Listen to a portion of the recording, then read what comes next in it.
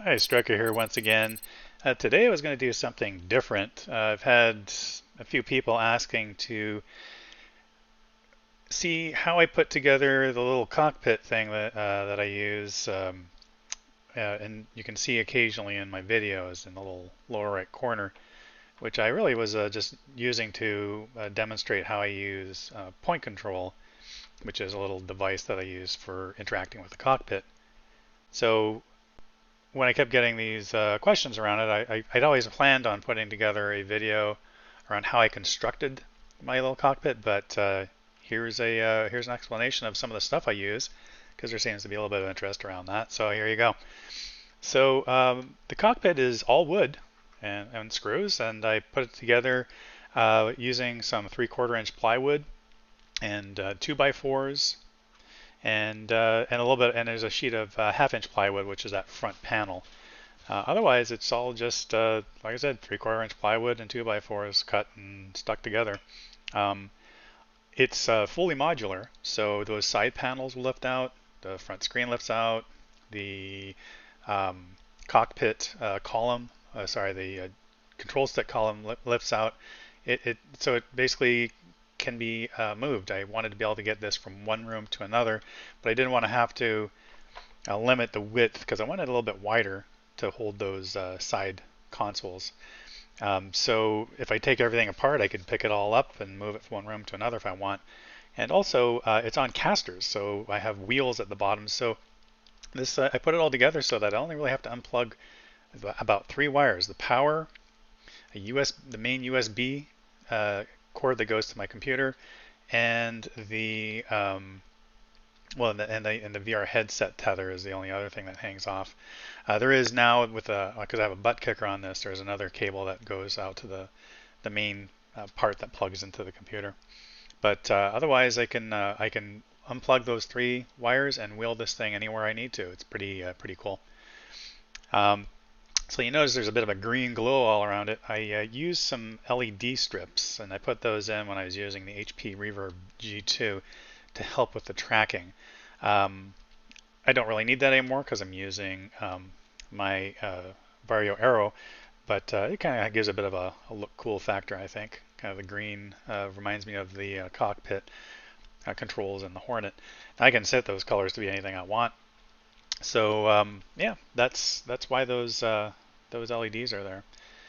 So the other thing, I'll go through some of the stuff that I use while I'm flying around in DCS.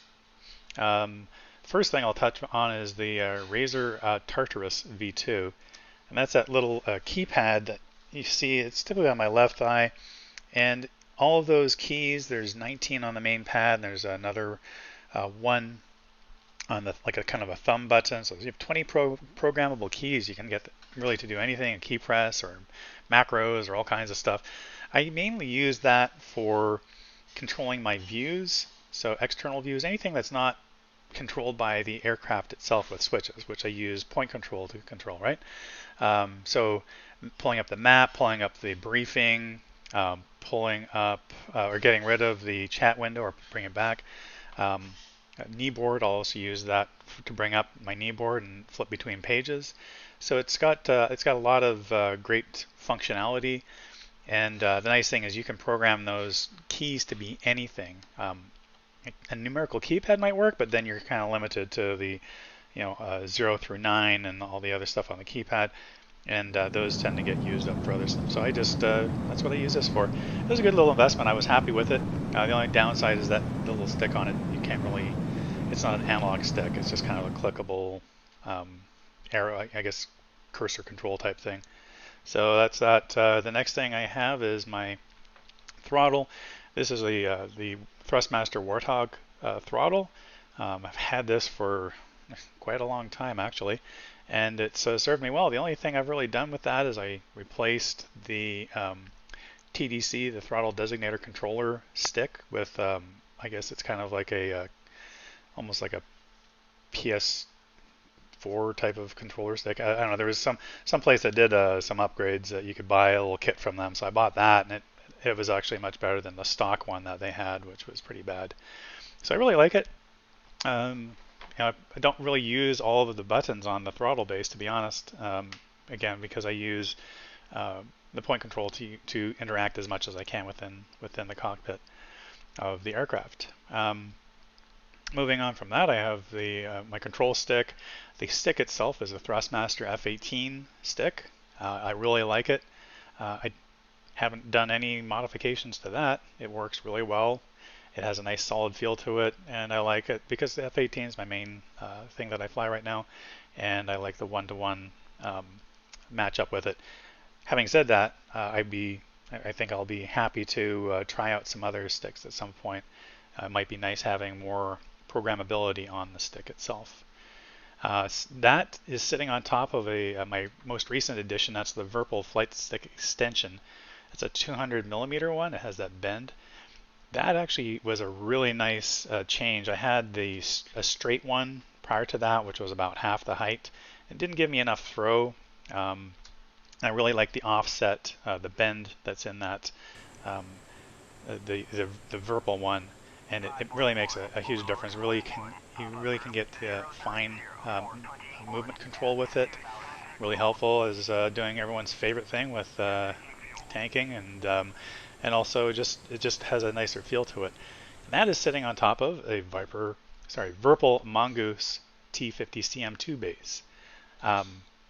I had obviously the Thrustmaster Warthog base, and after a lot of issues with that, I ditched it and got this. I even opened up my old Thrustmaster one and re-greased everything, and it was just it still is not very good. The Virpil base just was night and day. It was a really great investment and well worth it.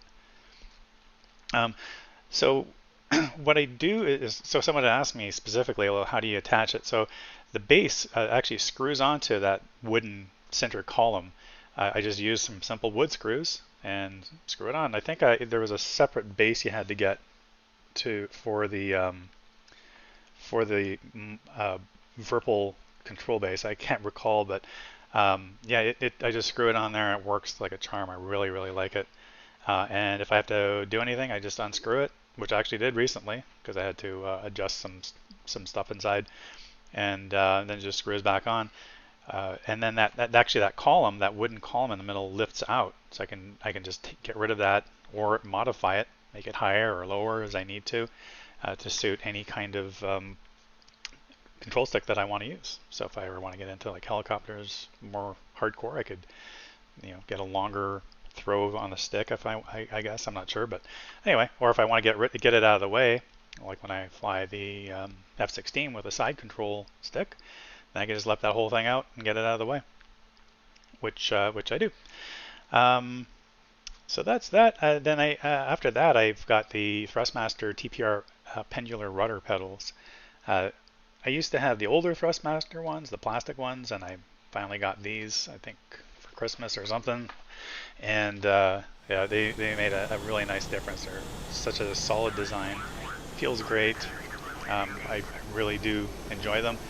And as we all know, this is just a constantly evolving hobby that is only limited by your your bank account and I guess your significant other's tolerance for how much you want to spend. But yeah, I've been really happy with the stuff I've added to it so far. And now you'll notice a lot of the wires and stuff, I use these little wire channels that has an adhesive on the back. You cut them to the length you want. And you put all your wires in, and the top snaps on. And they really help to clean it up and make it look better. Still a bit of a wiry mess at the back, but and here and there. But generally speaking, it really helps to make it look neater, and then you're not going to trip over all that stuff either. So the next thing I have is a Sim Shaker Jet Pad. This actually is a really great little addition. It's got 6 little vibration motors in it. Think of one of those little massage chair pads you can get. Same idea, but it's got some logic built in, and it interfaces with some software that ties into DCS. So when you have something happen on the left of the aircraft, the left side shakes, and depending upon the intensity, the shake is harsher or softer, and it's actually it's pretty crazy how much it really brings you into the sim with all the that tactile feedback on your body.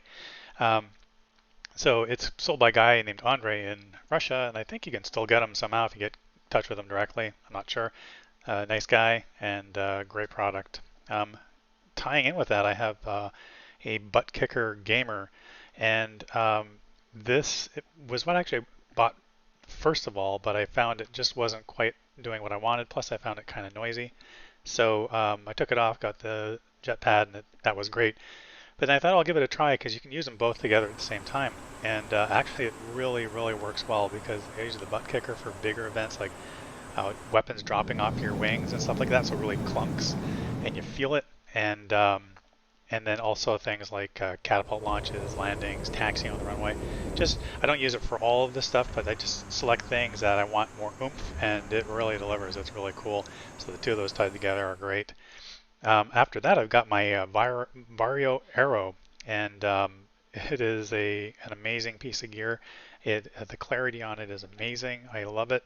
I'm really happy I went to it. I had an HP Reverb G2 before this, which I thought was amazing because I went from a Vive original generation to the HP Reverb G2, and I love that sweet spot in the middle that was clear, but now it's the entire display and it's just mind-blowing. So great little thing.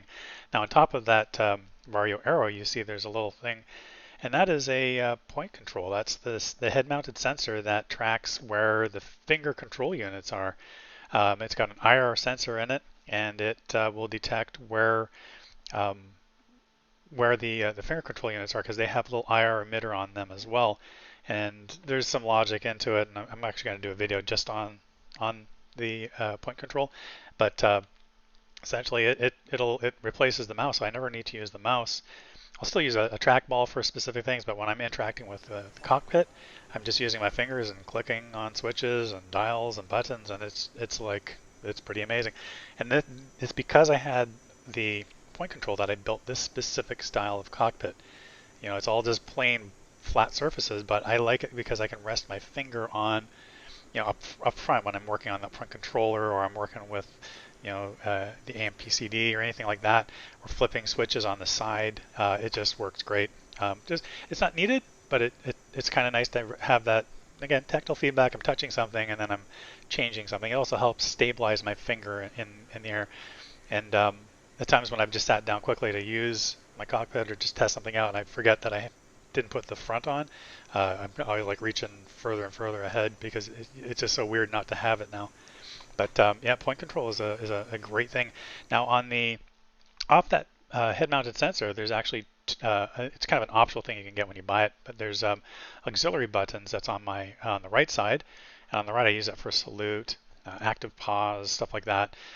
You can assign them to any function, any key press you want, or a series of key presses, right?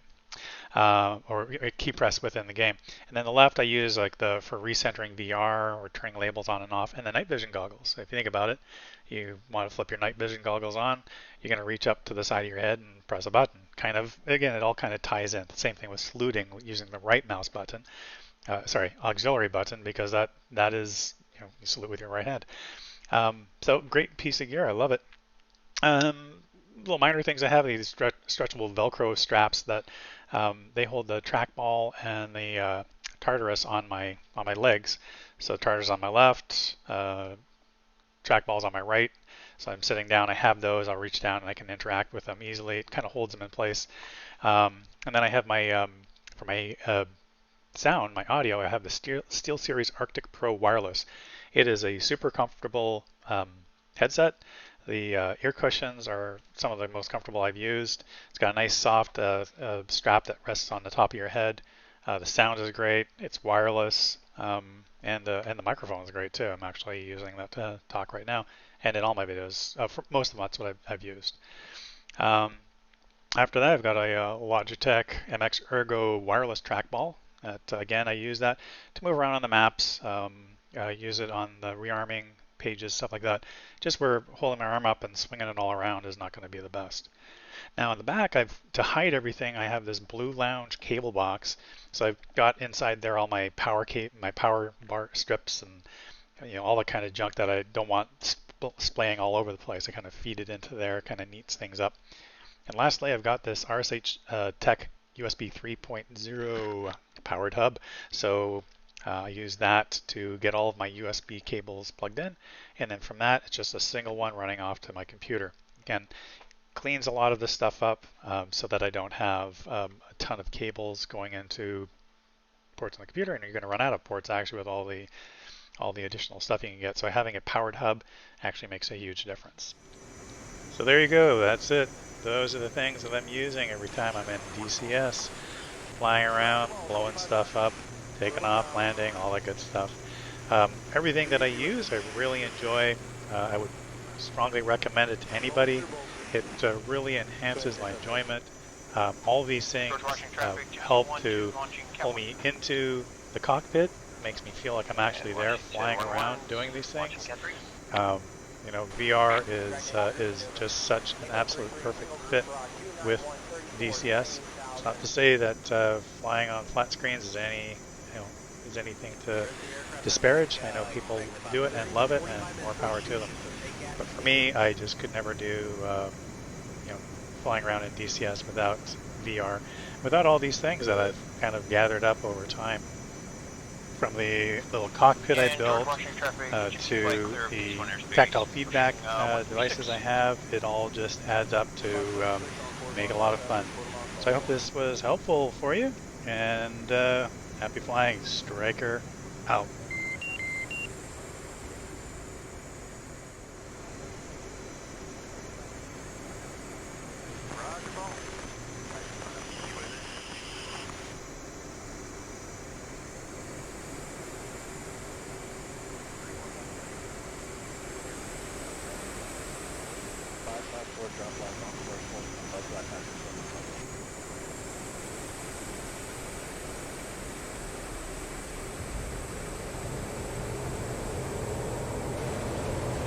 George Washington, traffic, second 1-1, launching cat 3.